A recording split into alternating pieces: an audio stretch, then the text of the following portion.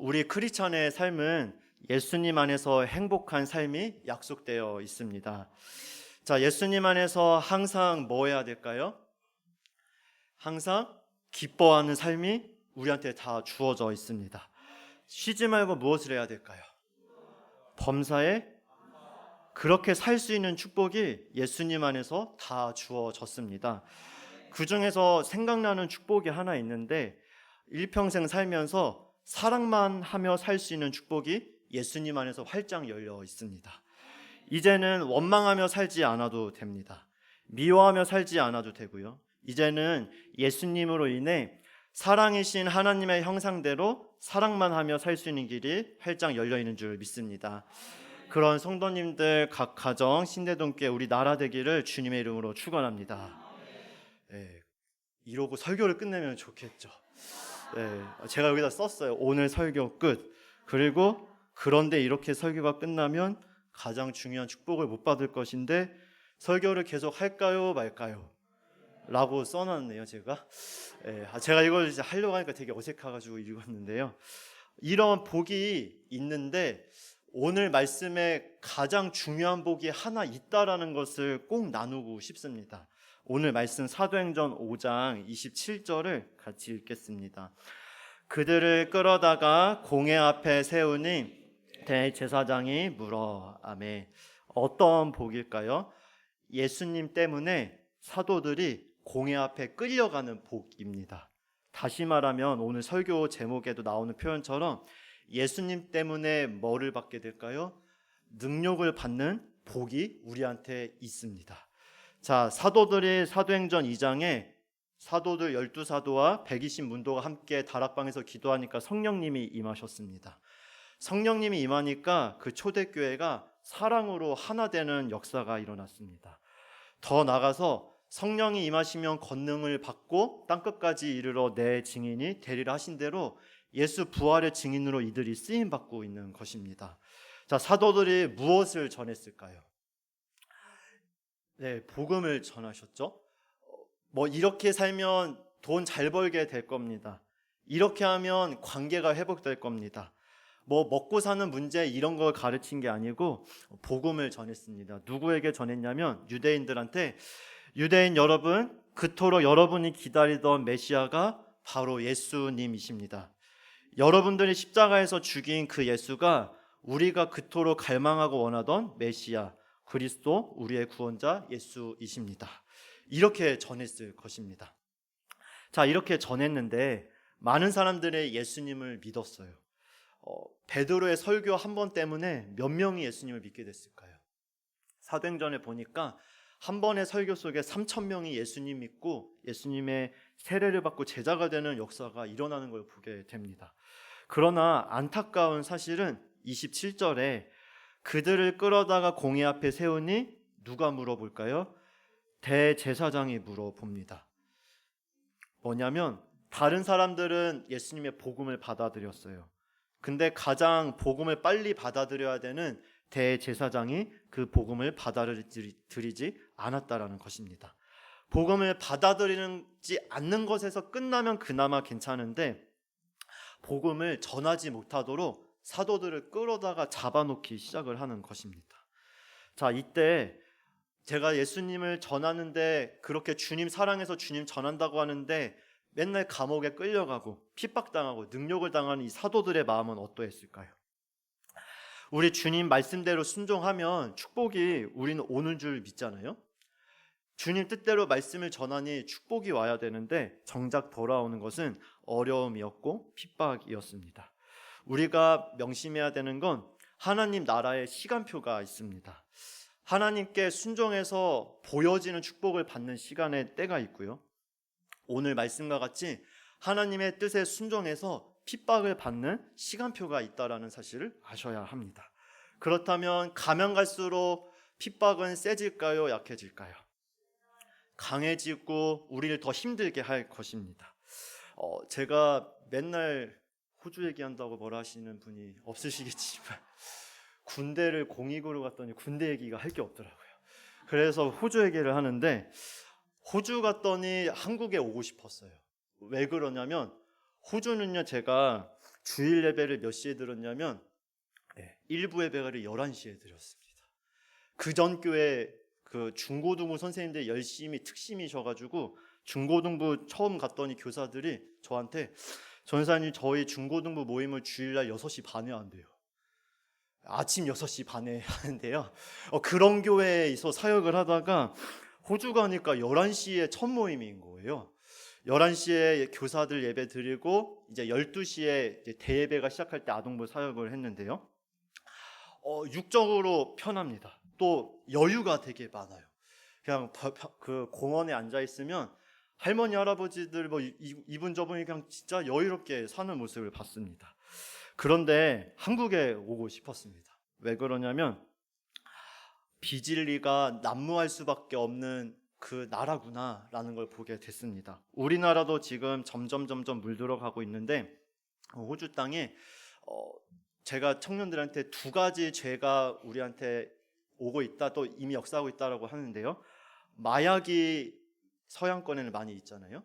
그리고 또 동성애 죄가 많잖아요. 실제로 호주에서 동성애가 그냥 주위에 이제 있어요. 그냥 있어요. 가만히 있는데 여자 둘이 손을 잡고 가요. 그래서 친한 사이인가 보다 하는데 제 앞에서 키스를 하고 헤어져요. 이런 게 그냥 있고요. 닭공장에서 일하는데 남자인 줄 알고 친해졌는데 여자인 거예요. 근데 아무도 걔네들하고 대화를 안 하는데 나중에 보니까 이제 동성애자들이었던 거예요. 마음대로 말씀대로 선포하는 것도 조심스럽고, 그래서 우리나라도 지금 그런 모습으로 가고 있는 것 같은데, 이것은 무엇을 말하냐면 앞으로 주님이 다시 오시는 시간이 가까우면 가까울수록 핍박은 강해지면 강해졌지 약해지지 않는다라는 사실입니다. 그러나 한 가지 소망을 가져야 할 것은 마귀가 그렇게 힘써 우리를 미혹한다면 그만큼 성령의 역사는 더 강하게 역사하는 줄 믿습니다. 이때일수록 우리는 누구만 붙들어야 될까요? 오직 예수, 오직 믿음. 성령님이 내 안에 계신 걸 믿고 붙들며 나가면 그 어느 시대 때 역사했던 성령님의 역사보다도 더 강한 역사를 누리며 살아갈 수 있는 시대가 바로 이 시대인 줄 믿습니다. 자, 사도들이 그렇게 핍박당했을 때 갑자기 주님이 하셨던 말씀을 성령님이 생각나게 하셨을 거예요. 마태복음 5장 11절 12절입니다. 제가 읽겠습니다. 마태복음 5장 11절 12절. 나로 말미암아 너희를 욕하고 박해하고 거짓으로 너희를 거슬러 모든 악한 말을 할 때에는 너희에게 복이 있나니 기뻐하고 즐거워하라. 하늘에서 너희의 상이 큼이라. 너희 전에 있던 선지자들도 이같이 박해하였느니라. 아멘. 예수님 때문에 욕을 듣고요, 예수님 때문에 박해를 받아요. 사람들이 거짓으로 예수님 믿는 것 때문에 악한 말로 우리를 힘들게 합니다. 그때 예수님이 뭘 약속하셨나요? 하늘에서 너희의 상이 크다고 약속을 하셨습니다. 그래서 사도들은 이 핍박받고 능력받는 것으로 기뻐했을까요? 힘들어했을까요? 예수님을 전했는데 감옥에 갇혀요. 기쁠까요? 원망스러웠을까요? 불평일까요? 주방봉사했는데 나만 닦고 있어요. 기쁠까요? 원망일까요? 이렇게 해야 좀 와닿으실 것 같아서 말씀을 드렸는데요. 사도행전 5장 41절에 사도들이 어떻게 반응하는지 정확히 나와 있습니다. 우리 41절을 한번 같이 읽어보겠습니다. 5장 41절 시작. 사도들은 그 이름을 위하여 능력받는 일에 합당한 자로 여기심을 기뻐하면서 공회 앞으로 떠나니라. 아멘. 이들은 능력받는 일로 인해서 기뻐했다라는 사실입니다. 자, 이 말은 사도들이 세상으로 기뻐하지 않았다라는 것입니다. 물질에서 기쁨과 소망을 찾지 않았다라는 거예요. 자녀가 우리한테 주는 행복도 있고 가족의 행복이 있지만 자녀에게 소망을 두지 않았다는 뜻이기도 합니다. 이 사도들은 오직 누구에게서 기쁨과 소망을 두었을까요? 오직 예수님 한 분만 바라보고 예수님에게서만 소망을 찾았다라는 사실입니다. 이 말을 하면 그럼 자녀는 그냥 놔둬도 되냐? 자녀로부터 주어지는 기쁨을 그냥 이렇게 해야 되냐라는 것이 절대 아니에요. 자녀로 인해서 기쁨을 주시는 분이 하나님이십니다. 내가 일해서 돈을 벌게 해서 이걸로 누리게 하시는 분도 하나님이십니다. 여기서 말하는 건 하나님 빼놓고 그 물질을 의지하고 물질을 바라보는 우상 섬김을 말하는 것이에요. 우리가 교회에 와서 예배를 드려요. 그러나 우리는 때로는 하나님도 섬기고 세상을 겸하여 섬기는 우상 숭배를 하는 경우가 있습니다. 자, 우상 숭배, 나는 하나님을 섬기면 하나님만 섬기는 건지 왜 우상 숭배를 말하냐고 하실 수 있지만 우리 주님은 말씀하셨어요. 하나님과 재물을 겸하여 섬길 수 있을까요? 섬길 수 없다라고 말하는 거예요. 그렇다면 점검해 볼게요. 삶의 문제가 딱 터졌어요. 가장 먼저 떠오르는 게 주님이 아니고 물질이라면 그건 지금 내 마음에 주님을 전심으로 의지하지 않고 있다는 것을 빨리 깨달아야 되는 것입니다. 그러면 내가 아직도 이 모양이야 하면서 낙심할 것이 아니고요. 하나님이 그 어려움을 주심으로 인해서 뭘 발견한 걸까요? 내 안에 전심으로 하나님을 바라보지 않고 다른 걸 의지하는 내 안에 이런 우상들이 있다는 걸 하나님이 드러내 주시는 것입니다. 드러났으니 이제 뭐만 하면 될까요? 십자가 앞에 가서 주님, 제 마음속 깊은 곳에 물질의 우상이 있네요. 주님 앞에 내어놓습니다 하면 십자가의 보혈로 깨끗이 씻어지는 줄 믿으시길 바랍니다. 성령께서 임하셔서 내 마음의 물질의 욕심을 활활 태워 버리실 거예요. 우리의 힘으로 물질의 욕심을 버릴 수 있을까요? 없을까요? 버리려고 하지만 뒤돌아서면 물질의 염려가 생기는 것이 우리인 거예요. 그런 연약함이기 때문에 우리 예수님이 십자가에서 죽으신 것입니다. 우리가 스스로 물질이 아니고 주님만 전심으로 의지할 수 있었다면 주님이 십자가에서 죽으실 이유가 전혀 없으세요. 우리가 할 수 없다라는 것을 알기 때문에 주님이 십자가에서 못 박혀 죽으셨으니 그분이 부활하여 살아계셔서 지금 우리 안에 성령으로 와 계시니 우리가 해야 될 것은 성령님 제 안에서 역사하여 주시옵소서, 성령으로 충만케 하여 주시옵소서. 그러면 주님이 우리의 삶을 통하여 신실하게 주님을 나타내는 삶을 살게 해 주십니다. 이러다가 주님을 신실하게 바라보고 승리하고 예수님을 전해요. 그러다가 자녀들에게 돈이 들어갈 일이 터지잖아요. 또 결혼을 하면 물질이 또 생각나고 또 삶의 여러 가지 것들이 고민하게 되고요. 또 자녀들이 대학을 간다고 하고요. 손자들이 어떤 문제가 생겨요. 그때 주님이 우리의 믿음을 계속 점검시켜 주세요. 이걸 통해서 너의 어떤 부분이 이 부분이 약하구나 드러났으니 내가 너를 강하게 해줄 거야 라고 하시는 걸로 빨리 믿음으로 바꿔서 취하면 됩니다. 마귀는 어떻게 역사하냐면 네가 그렇게 직분받고 이 문제 앞에서도 아직도 기도하지 않고 세상을 바라보니 그러니 네가 무슨 하나님의 자녀이냐라고 마귀는 우리한테 정죄감을 줘요. 하지만 우리 성령님은 언제 어느 때든지 소망을 주시는 분이십니다. 있는 모습 그대로 오기만 하면 내가 너를 바꿀 거야. 예전에 음행 중에 잡힌 여자가 있잖아요. 세상 사람들은 이 음행 중에 잡힌 여자가 예수님을 믿어도 예전에 음행 중에 빠졌던 사람이야 라고 음란하게 바라보는 사람의 편견이 있어요. 하지만 우리 주님은요, 음행 중에 잡힌 여자가 예수 믿고 회개하고 돌이켰어요. 주님은 단 한 가지만 기억하십니다. 너는 나의 정결한 신부다. 주님은 이 한 가지만 기억하세요. 죄가 주홍같이 붉을지라도 예수 십자가의 보혈은 깨끗하게 하시는 능력인 것입니다. 그래서 때로는 이 땅에서도 우리가 축복받기를 원하시지만 마음껏 주님께 영광 올리다가 주님과의 첫사랑을 잃어버렸어요. 그러더니 뭐가 보이기 시작할까요? 물질이 보여요. 그래서 어떤 목사님이 그러셨다는 거예요. 기도하고 말씀 전하니까 능력이 나타나더라는 거죠. 그 능력이 나타나고 이러다 보니까 다른 교회에서 부흥의 요청이 있고요, 설교 요청이 있어서 하나님의 일을 이루기 위해서 많이 설교도 하고 다른 교회에서 주의 일을 하셨어요. 근데 좀 다 그러시듯이 사역자가 밖에 나가서 주의 일을 열심히 쓰임받고 하다 보니까 본교회 성도들 중에 뭐 거기까지 가서 그렇게 해야 되시냐 이렇게 좀 반대하는 소리도 들리기 시작을 하더래요. 그래서 목사님이 그러셨다는 거죠. 그래, 내가 꼭 이렇게까지 할 게 있을까? 그러면서 그 말을 들이시면서 서서히 기도가 줄어들으시더니 결국엔 어떻게 되시냐면 기도가 줄어들더니 능력도 사라져요. 근데 그것까지도 괜찮아요. 근데 기도가 줄어드니 성령의 역사가 소멸되면서 뭐가 역사하냐면 물질의 욕심이 역사하기 시작을 하는 거예요. 그렇게 정말 주님께 귀하게 쓰임받던 그 목사님도 언제 어느 때 넘어질 수 있는 연약한 존재라는 사실입니다. 우리가 해야 될 건 끝까지 주님만 바라보는 것이에요. 주님만 바라보면 주님이 다 일을 이루시는 줄 믿습니다.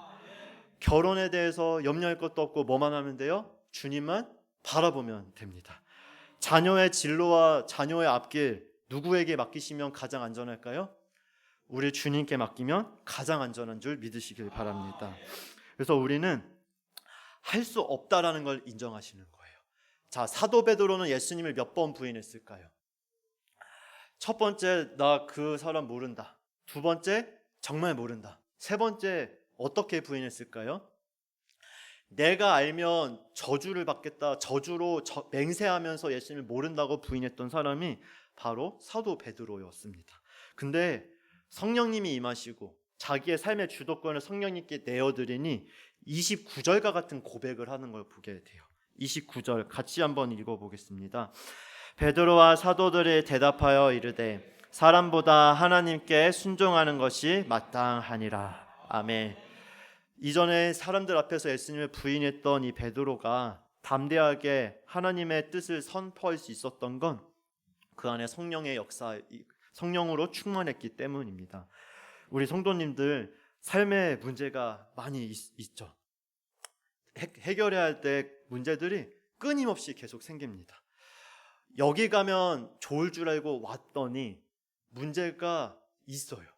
그래서 또 다른 데 갔더니 없을 줄 알았는데 문제가 있을까요? 없을까요? 또 있어서 원래대로 갔더니 어떨까요? 문제가 더 커져 있어요. 네, 우리의 삶은 문제투성이에요.